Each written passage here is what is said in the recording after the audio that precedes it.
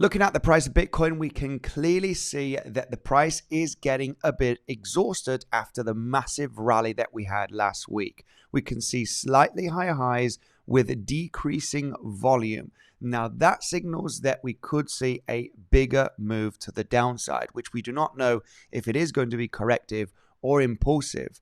So the main scenarios here on the 4-hourly time frame are going to be discussed in today's video update. We'll be zooming in on the 1-hour time frame to look at the levels of support and resistance and what Elliott wave scenarios could be developed for our next trading opportunity. Now, a quick reminder, this content is for educational purposes only and is not financial advice. The information provided is not guaranteed to be accurate or complete. Always conduct your own research before making any financial decision. So throughout the last few days, what has been discussed is looking for a potential local top.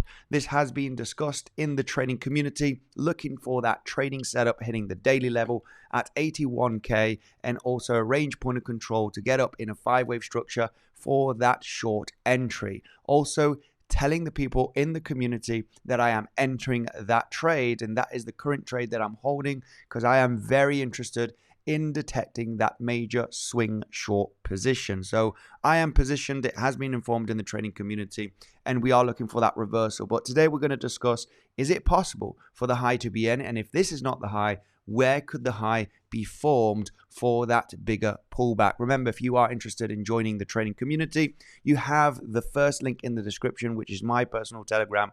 Send me the word access if you are interested in joining. Now, going right away through the 4-hour time frame, the main scenarios that we are looking for here from the rally, okay, of the first week of July, sitting at the lows at 57.7k.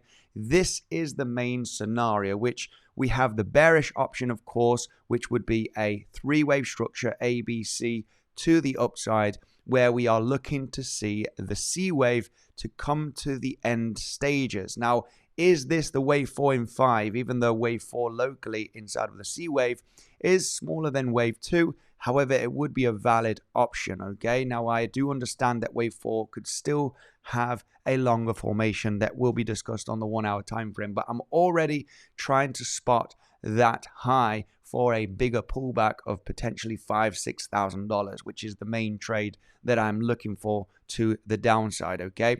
Now, of course, we do have the bullish option, which is forming a wave 4 and then a wave 5, which would be completing an impulsive move to the upside, which might be bullish, and it could start signaling that yes, maybe the bear market low is in. Of course, we would need a confirmed corrective structure to develop after that 5-wave move up. For the moment, we're still downtrending.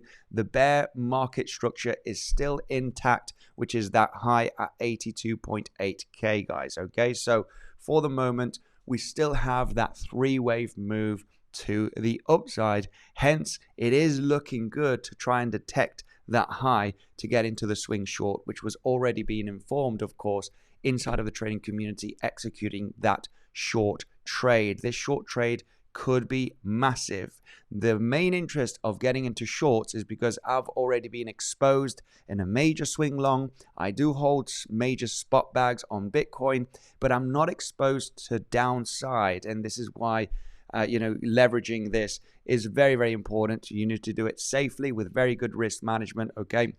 But I'm very, very interested naturally, because I do think that the bears are still here, right? They are still here. There's no confirmation that the low is in and that we're going to all-time high in the next coming months, guys. So this is why swing shorts are actually looking very, very attractive. Now, let me dive in through the 1-hour time frame, because here it's basically a 3-wave structure. Is your wave 4 in and wave 5 in? Potentially yes. This is why it's interesting to be positioned in a swing short at certain levels. Or are we going to go higher, right? And how could we develop the next 4-5 structure? And this is why it's important to go to the 1-hour time frame and take into consideration the levels, okay, and the waves. Now, best case scenario for the people that are positioned in short between the 80-81k zone is that this is the high and we have finished a 5-wave move to the upside, which would complete that ABC, right, where we have a 1, a 2, a 3, a 4, and a 5. And inside of that fifth wave, we are done basically, right? Where we've already got that 5-wave move to the upside to complete that impulse in wave C, right? So that is the best case scenario, right? We only have one wave down here, which for the moment, it's not enough information, okay? Because I would prefer a corrective structure and then move up, and then we can determine, all right, well, this was not the end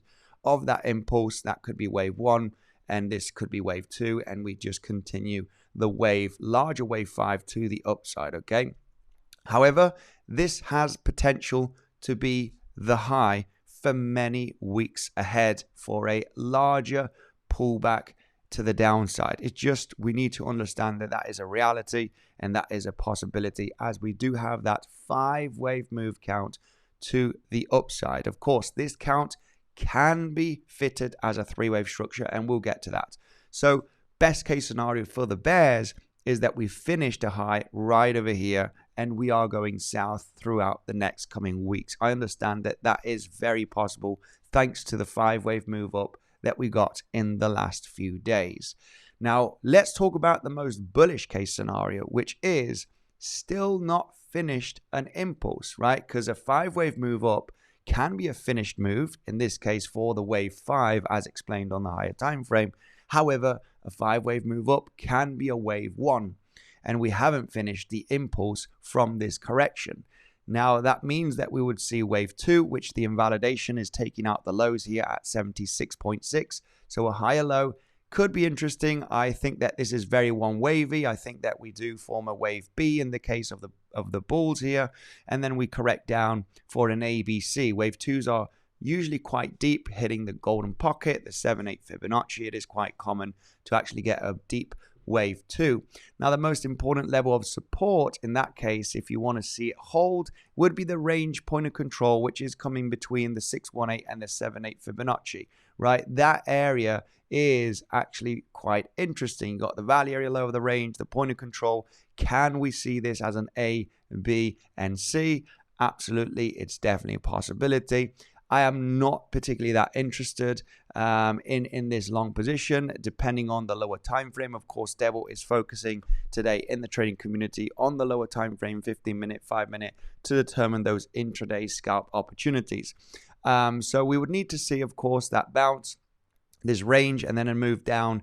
And because of this bullish case, your invalidation is this low, then, you know, we need to bounce in between golden pocket and 7/8 with that point of control, right? This level has to hold if we want to see that next push to the upside, which I personally do not believe is the highest probability. However, aware it could be a possibility. I'm more interested in the swing short throughout the end of August and part of September, right? Because I know I can bank a lot in the next coming weeks, okay? So I'm not too fussy about what happens very locally here, even though there's a lot of people very interested on the lower time frames, of course, for those intraday scalps. Now, in this particular scenario, what I would need to see is that 5-wave move up. So again, another blast off to the upside in a wave 3, correction in wave 4, and then this move to the upside into levels of resistance. We would have to check, of course, the major levels that we do not have much above us. I have to be honest here. There's not many levels of resistance. There's a 12-hour order block in between 83 and 84K. So it's going to be hard because we have a little bit of a gap here to the upside, right? You know, we're starting to get, of course, yes, this zone right over here, but there's not many levels. We got a big gap here with a big move down. So we need to be a little bit cautious. We could fill this gap very, very easily. So it's going to be a little bit hard to determine where we can get into that short. Of course, this is going to take several days to develop. So it's just a matter of being patient, right? Being patient here for that move to the upside to determine then when we can get into that swing short very, very safely. And patience is absolutely key in trading, guys, because the move up that we had was studied very carefully throughout the weekend and Monday. We could go in, you know, by Tuesday to form that 345 into the daily at 81K, and that would give us that swing short potential, right? That short trigger, that entry. So this required patience, right? We need at least 24 hours to see how this price develops. And the same becomes for the next short, right? If this is going to be the case, then I understand, yes, I'm getting stopped out at break even because I've already covered my stop loss and basically, my fees here. So I would be happy to get stopped out and then remain patient to look for this scenario, right, which would be one of them, right? Get that general impulse to the upside and detect the 4-5 so I can get positioned again into the swing short for the bigger move down in the next coming weeks. So that's one scenario, of course, the most bullish one. We do have levels of support. I'm not too fussy here. I understand that this could be the high and that we do get a bigger pullback. So I'm very, very cautious on longs all the way up here. We do have certain levels such as the range point of control. That would be the biggest support here locally. But I'm not too fussy in positioning myself here for the longs, okay? Next scenario would be a diagonal, of course, right? Where you do have the third wave pushing to the upside. Remember, that is your invalidation at 75.5. Because this move up can be countered as a three-wave structure, it is giving us other options, okay? And remember, we don't know exactly what could be formed. I am in favor of the high being in. I know it's very good potential. This is why I'm positioned already in that short position safely, which has been informed in the trading community in the last couple of days. The risk management, the positioning, confirming that I'm positioned, and don't worry if this is stopped out, it will be at break even with a slight profit, and we'll be looking to position into the major big swing short safely at some point if we are going to be taking the highs. So that is the one scenario, the impulse up. We do have the leading ending contracting diagonal because remember we are looking for that higher time frame wave 5. Now that means that yes, we would have the same wave 3 here. However, we do get overlap with wave 1, which would get a deeper pullback and then one more push to the upside, and that would be the zone to look for the shorting opportunity. Of course, there's no major confluence levels. I need to see this price action getting developed in the next 1 to 2 days to then be confident to say, right, this would be the zone. That's where I'm looking for the short. And of course, the trading community would have priority. That's if we're not on YouTube, of course, right? They know exactly what we're looking for as we are following up every day the price action. Leading ending contracting diagonal to finish the wave 5. We still need this price action. We still need the pullback, and then the wave 5. We'll be looking very carefully at the extension, the wave 5 invalidation, and where would be the best zone to get into this short position safely with good risk management. So that's the second other local bullish scenario, which ends up being bearish because after this push to the upside, we're still looking for a pullback. Remember, I'm looking to detect, do we get the pullback from here? Or are we still finishing that wave 5 in this case, right? I'm looking for this move down, right? And I know how to position myself safely with good risk management, and that's what I want to explain here. That's one scenario as well, right? Local bullish case. Then we do have the other bullish case, but it's slightly bearish locally. That would be an ABC flat. Because this movement up from Monday can be counted as a three-wave structure, we do have the possibility of having a flat 3-wave down for A wave, 3-wave up, hitting the 1, 2, 3, 6, 1, 3, 8, 2 extension from your A wave. That is the common target zone of the flat. So we are aware that if we are hitting the common target zone for an expanding flat, that we could push down in an impulse to sweep up these lows at 75.5. which is quite interesting. I would actually be interested in looking for a long if I can detect the 5th wave, okay? If we do have a 5-wave move down, there is actually some interesting levels of support down here, which would be the 2-hour order block. We also have a pretty nice gap, okay? That would be a fair value gap right there, which is coming in at 74.2, right? A little bit of an order block, a little bit of a stop, and that would be perfect for the expanding flat target zone to get a reaction, maybe an SFP. It's all about detecting the 5th wave of the impulse. That's where we have the magic, the same magic that we had on the impulsive move up in the last few days here. It's detecting the 5th wave.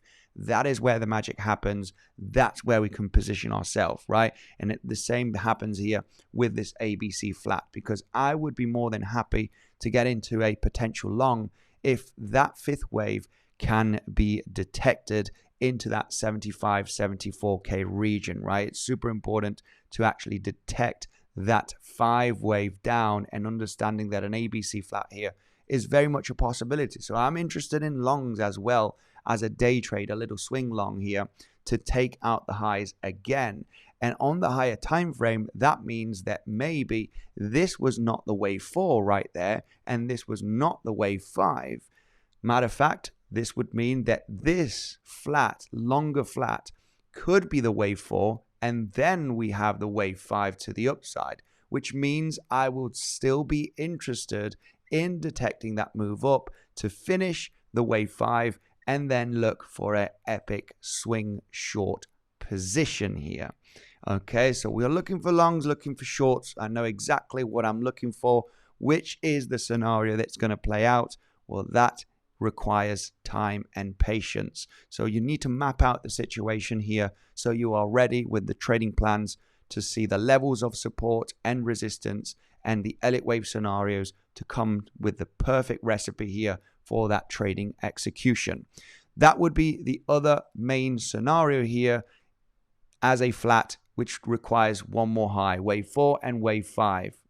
Interesting longs, good level of support, detect the 5th wave structure, and then after getting the push up, in this case, this is going to take a few days naturally, look for the short position as a major pullback would be around the corner at some point despite going to higher levels, guys. Okay, so those are the main scenarios. Okay, and we understand that potentially the high is in, and if that is the case, then a larger move to the downside could be forming in the next coming days. And this is why remaining positioned to take advantage of that move down is priority for me at the moment. And I do not worry about leaving, basically gains on the table, because I know exactly what I'm looking for and I can reposition myself, okay, for that potential swing short position. Okay, there are some intraday longs, of course. Okay, the flat would be more interesting for me. Okay, detect that 5th wave, get another push to the upside, but the upside potential is quite narrow at the moment. We don't have much upside potential to have a major swing long at this point. You should have already been positioned throughout July, part of August, right? In July, we did get that epic swing long position, which most of the profits have been taken, and now positioning for a swing short because of the downside potential is actually more interesting for me, guys.